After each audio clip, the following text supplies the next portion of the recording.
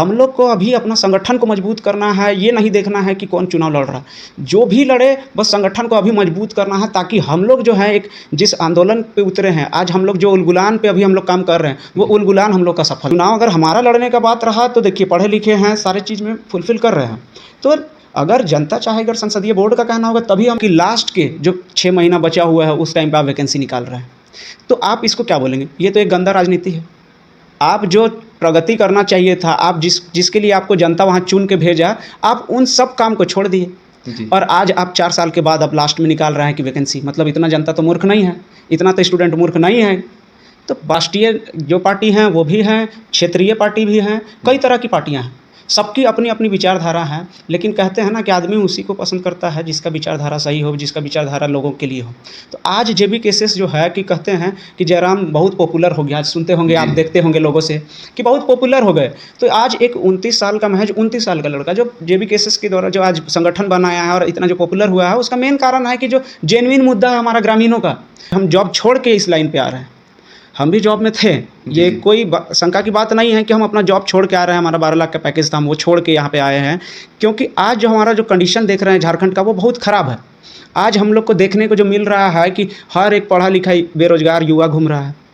आज के हम लोग पढ़े लिखे युवा जो राजनीति में आ रहे हैं, उसका कहीं ना कहीं कारण है कि हमारा जो सरकार है उसका नीति नियम, उनका जो शासन, जो अभी शासन प्रशासन में जो हैं लोग, उनका कहीं ना कहीं बहुत बड़ा रोल है। जोहार, नमस्कार। जिस तरह से आप लोग देख रहे हैं कि हमारे झारखंड में लोकसभा चुनाव तो ख़त्म हो चुका है, लेकिन अभी कुछ दिन नज़दीक में विधानसभा चुनाव होने जा रही है और हमारे बीच खास बातचीत करने के लिए अभी फुलेश्वर बैठा जी हमारे बीच मौजूद है।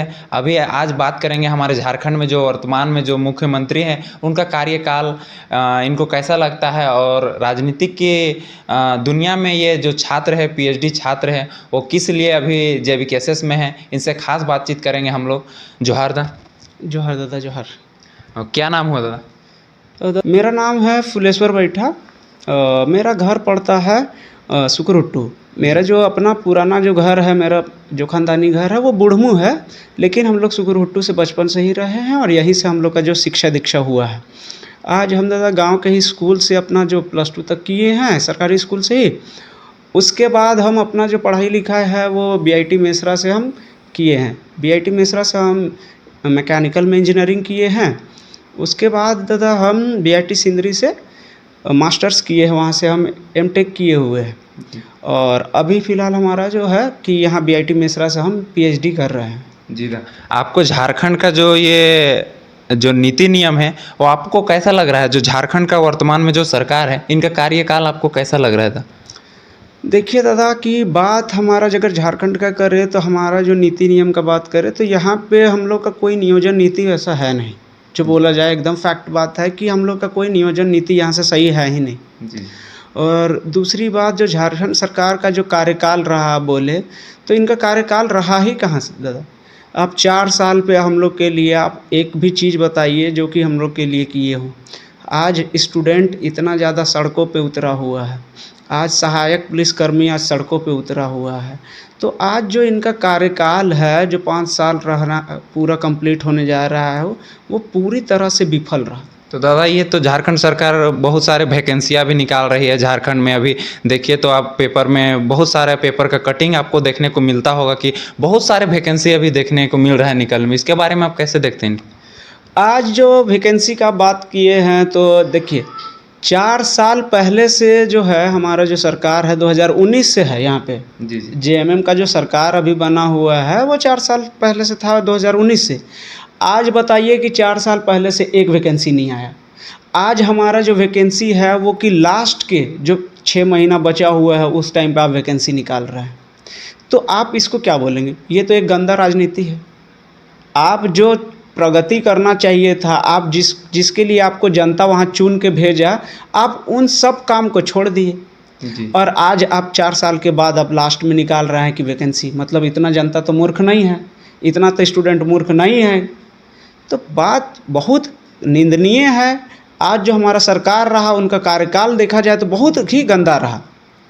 तो यही एक जो है मुद्दा उनका जो है बहुत ख़राब रहा कि हम लोग के बीच में इतना होते हुए भी, मतलब 5 साल पूरा कंप्लीट करने जा रहे हैं और एक नियुक्ति पूरा सही से नहीं करा पाए।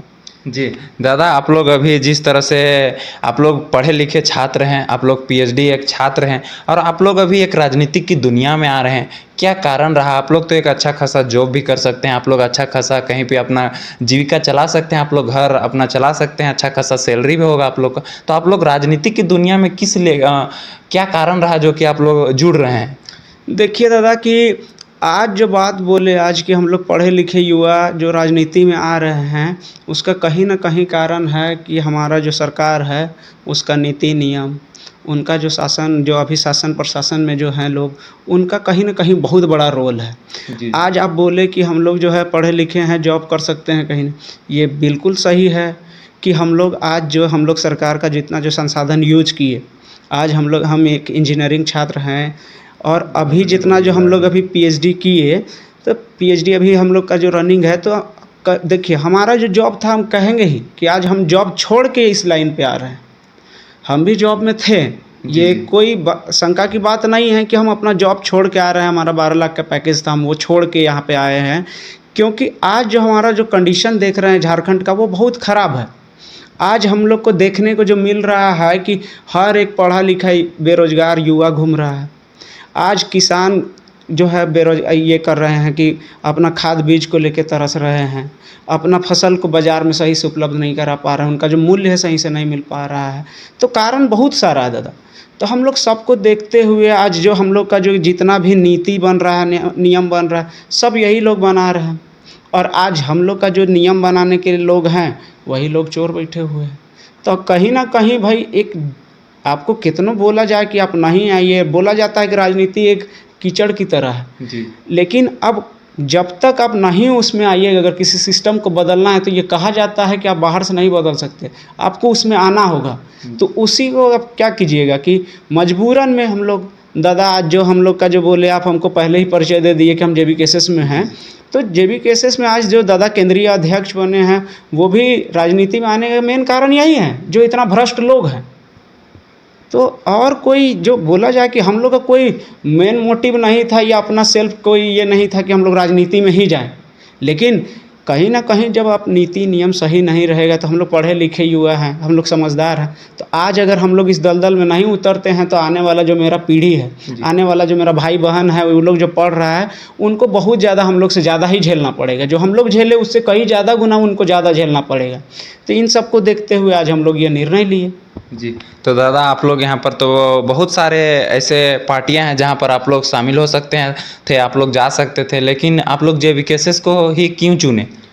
देखिए दादा कि आज हमारे यहाँ पे जो राष्ट्रीय जो पार्टी हैं वो भी हैं, क्षेत्रीय पार्टी भी हैं, कई तरह की पार्टियां हैं, सबकी अपनी अपनी विचारधारा है। लेकिन कहते हैं ना कि आदमी उसी को पसंद करता है जिसका विचारधारा सही हो, जिसका विचारधारा लोगों के लिए हो। तो आज जेबीकेएसएस जो है कि कहते हैं कि जयराम बहुत पॉपुलर हो गया, आज सुनते होंगे आप, देखते होंगे लोगों से कि बहुत पॉपुलर हो गए। तो आज एक 29 साल का, महज 29 साल का लड़का जो जेबीकेएसएस के द्वारा जो आज संगठन बनाया है और इतना जो पॉपुलर हुआ है, उसका मेन कारण है कि जो जेन्युइन मुद्दा है हमारा ग्रामीणों का, आज हमारे गांव का जो जेन्युइन मुद्दा है उनको उठाए हैं। आज ऐसा नहीं है कि वो किसी सेंट्रल मुद्दे को उठा के घूम रहे हैं। हमारा जो जेन्युइन मुद्दा है उसको लेके आगे बढ़ें, और जो उनका जो आइडियोलॉजी है, उनका जो विचारधारा है, उनको हम लोग देखे सुने, तो हम लोग को बिल्कुल सही लगा। आप लोग जनता के बीच किन किन मुद्दों को लेके आप लोग उनका द्वार तक वोट मांगने के लिए जाइएगा? देखिए दादा कि आज हम लोग के पास मुद्दों का कमी नहीं है। आज जो हमारा सबसे बड़ा मुद्दा है वो है खतियानी। हम लोग का जो स्थानीयता है वो एक बहुत बड़ा मुद्दा है। आज नियोजन नीति आज बहुत बड़ा मुद्दा है। आज स्वास्थ्य बहुत बड़ा मुद्दा है। आज आप जाके देख लीजिए रिम्स का हालत, आज जाके बड़े बड़े हॉस्पिटल का हालत जाके देख लीजिए। आज बड़े बड़े कॉलेजों के शिक्षा पे आप जाइए तो शिक्षा में आज बड़े बड़े कॉलेजों पे आप जाके देखिए। आज हमारा हालत ऐसा है झारखंड में कि बहुत सारा कॉलेज ऐसा है कि जिस पे हम लोग का जो है डिग्री टाइम पे नहीं दे रहा है, एग्ज़ाम सही टाइम पे नहीं हो रहा है। तो ये बहुत सारा मुद्दा है। आपका गाँव का मुद्दा, ये तो बस ऊपर का मुद्दा, सेंट्रल मुद्दा हो गया। अगर हम अपना गाँव का बात करें तो हमारे गाँव में आज आज इतना सारा मुद्दा है कि कहीं पे पानी नहीं है। आज हम लोग विगत कुछ दिन पहले ही हमारा जो JBKSS का सक्रिय साथी लोग हैं वो जाके ब्लॉक में धरना दिए, बाकायदे जो कड़ाही लेके बोलते हैं ना, वो कड़ाही ले जाके हम लोग का ब्लॉक में जाके हमारा जो आज JBKSS का लोग है वो धरना दिए, तब जाके वहाँ पानी का ठीक हुआ। तो ऐसा हालत है कि गर्मी में आदमी पानी पशु तक बेच दे रहा है। आज हालत देखिए कि हमारा जो उलातू ही एक क्षेत्र है बुढ़मू का, वहाँ जाके अब देखिए कि आज कितनों दिनों से बोले हम आपको कि ट्रांसफार्मर ख़राब है, तो आज तक उस पर बाकायदा पेपर पे उनको जो है कि समझाया गया, दिखाया गया, आपको वहाँ से कर्मचारी आए, लेकिन आज वो बदला नहीं। तो बहुत मुद्दा जो है हम लोग का बहुत सटीक है और एकदम जेन्युइन है। हर एक जनता को जागरूक करने के लिए आज जो है कि हम लोग उनको जगाने के लिए जो जा रहे हैं, उनको जागरूक करने के लिए जा रहे हैं, तो वो एक झारखंडी का हर एक का मुद्दा है। ऐसा नहीं है कि किसी हम लोग पार्टी के लिए है, वो पूरे झारखंड के लोगों के लिए है। ऐसा नहीं, दूसरे पार्टी के भी लोग जो बीजेपी में है, कांग्रेस में है, IJM में है, आजसू में है, सब मुद्दे जो जितना पार्टी है उनका जो लोग हैं उनके लिए भी ये मुद्दा है, लेकिन उन लोग काम ही नहीं किए। दादा, आप लोग जिस तरह से आप लोग अपने लोकसभा चुनाव में आपका जो पार्टी था वो 8 लोकसभा सीटों पे अपना दावेदारी किए थे, लेकिन विधानसभा चुनाव बेहद नज़दीक है और जो टाइगर जयराम महतो खुद कहे हैं कि 50 से 55 सीटों पे अपने दावेदारी रहेंगे JBKSS का, तो क्या कहिएगा? आपका भी क्षेत्र कांके विधानसभा से प्रत्याशी उतारने वाले हैं टाइगर जयराम महतो। क्या वहाँ का जनता अगर आपको चाहेगी कि वहाँ के कैंडिडेट आप रहें, तो क्या आप वहाँ से अपना दावेदारी कर सकते हैं? देखिए दादा कि आप जो बोले कि दादा बोले 55-60, तो ये ज़रूरी है। देखिए हम लोग आज 8 लोकसभा सीट लड़े, हमारा जो पार्टी है 8 लोकसभा सीट लड़ा, तो उसमें देखिए कि जितना क्षेत्र बनता है तो हम लोग का मोटा मोटी उसमें 48 विधानसभा आ जाता है, तो उतना तो हम लोग कवर किए हैं पहले ही, तो ये हम लोग का जेन्युइन है।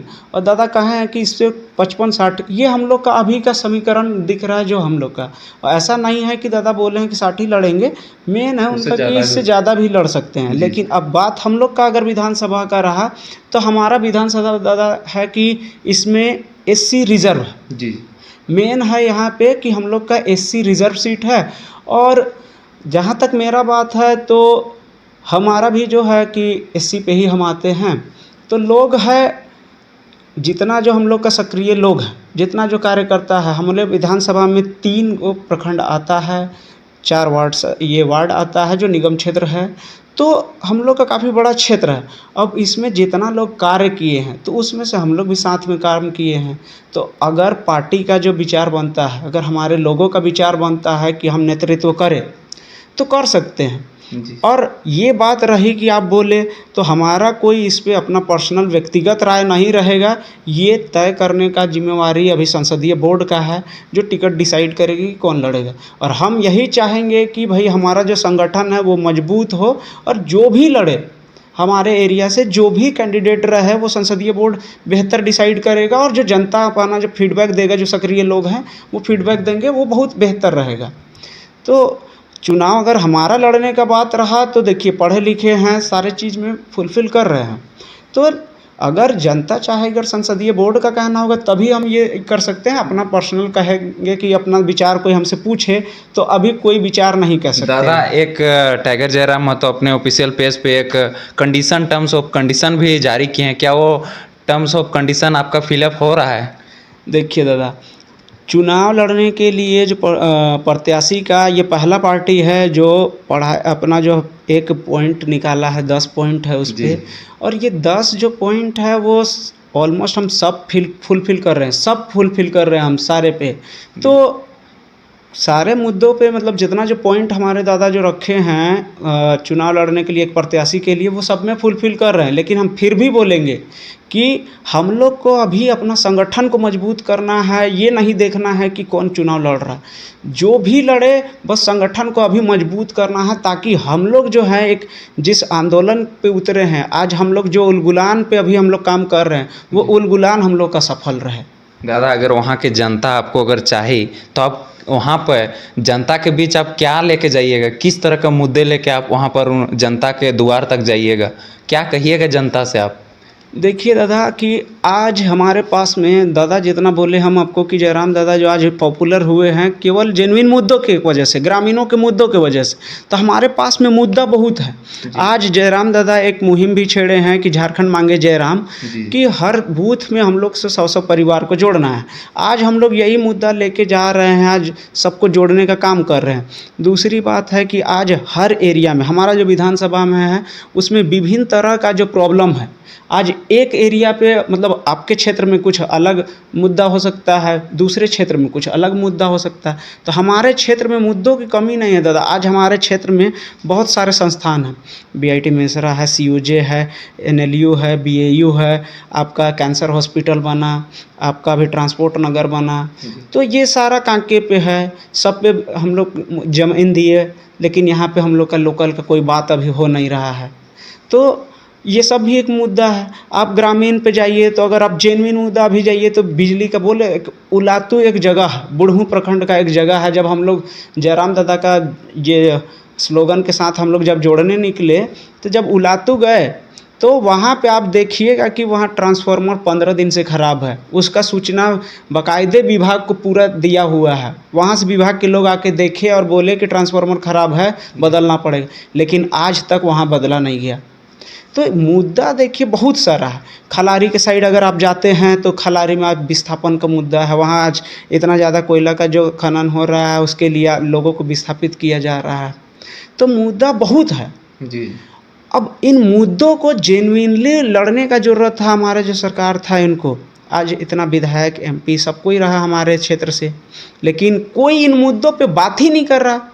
हम लोग को तो आज ये भी हम आपके मंच के माध्यम से ये कहना चाहेंगे कि आज बहुत सारा ऐसा क्षेत्र है जिनको ना आज बोल दे रहे हैं हम कि जो विधायक है, जो एमपी है, वो नहीं जानते होंगे। हमारे गांव के जो बोल दे रहे हैं, हमारे जो ये प्रखंड है उस पे जो कितना पंचायत है उसमें जो गांव होंगे, बहुत सा जगह को वो बिल्कुल नहीं जानते हैं जी। तो मुद्दा तो छोड़ ही दीजिए, आप उनका जो परेशानी है उनको छोड़ ही दीजिए। ऐसा कंडीशन है आज का।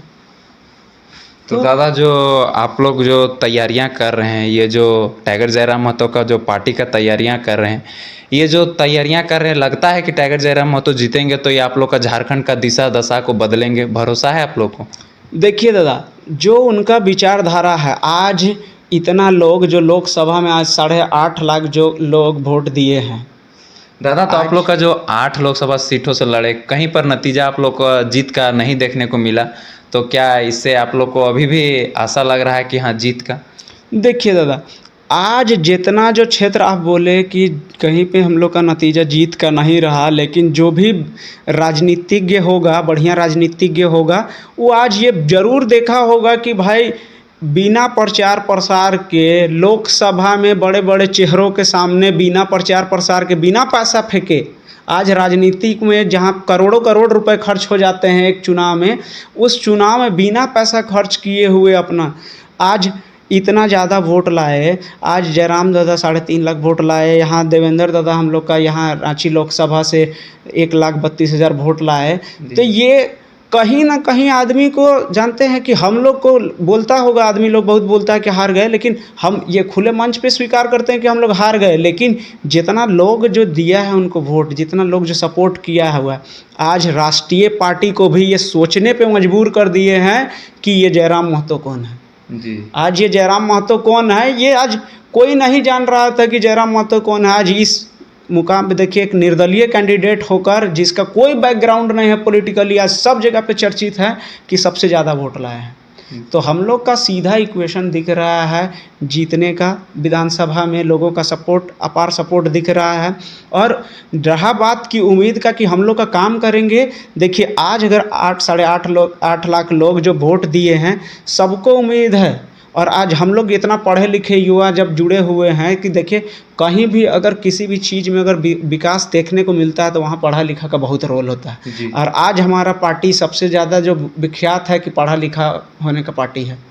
तो ये बहुत बड़ा चीज़ है। हम लोग को, सबको, झारखंडी को ये भरोसा दिलाता है। हर एक तबके को, आदिवासी मूलवासी से लेके पूरा एक स्वर्ण वर्ग तक को हम लोग जो लेके चल रहे हैं दादा, वो सबके लिए जब बात उठा रहा है। यहाँ किसी एक तबके का बात नहीं है, झारखंडी होने का बात है। मैं यहाँ पूरे झारखंड का बात कर रहे हैं, तो सबको भरोसा है। इसमें कोई दुमत नहीं है कि हम लोग को भरोसा नहीं है।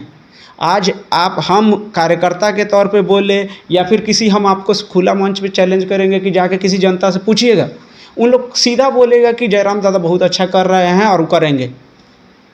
चलिए, बहुत बहुत धन्यवाद बात करने के लिए। हमारे बीच फुलेश्वर बैठा जी थे जो कि खास बातचीत किए, और हम लोग बाद में खास बातचीत करेंगे। आप लोग को इनका वीडियो कैसा लगा आप लोग कमेंट सेक्शन में ज़रूर बताइएगा। चलिए, खास बातचीत बाद में भी करेंगे। बने रहिए हमारे साथ। जोहार झारखंड, जय झारखंड।